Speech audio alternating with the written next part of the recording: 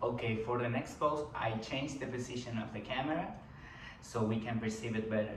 It's gonna be balancing stick, our posture number 7, or as it's called in Sanskrit, Chula Dandasana.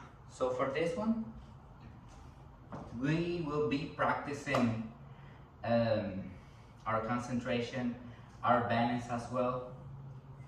And we're gonna come with feet together to the back of our mat. Kneecaps lifted, belly button in. Bring our arms to the sky, palms together, interlace your fingers and release your index just as we did in half moon pose. Our biceps are pressing against our ears, and when we were ready, we're gonna step one leg forward and start picking up the back leg. And we wanna create like a capital T form.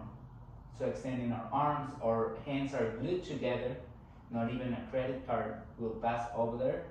Biceps pressing against our ears, right knee is locked in and our quadriceps are activated, back foot is pointed. And let's stay here for complete 10 seconds. And keep using our full breath expression and inhaling slowly. Bringing the back leg to the floor. Stepping one more time. We keep our arms up, so no rest yet. And step our left leg. And keep lengthening our arms, our leg. Like if we're being pulled forward from our arms and pulled backwards from our foot. Still holding for complete 10 seconds. And keep a full breath. And when we're ready, inhale. And back to center. And from here, we release our arms. And then we repeat a second set. 10 seconds on each side. And I found it interesting that Bikram says that in this pose, to do it properly is challenging.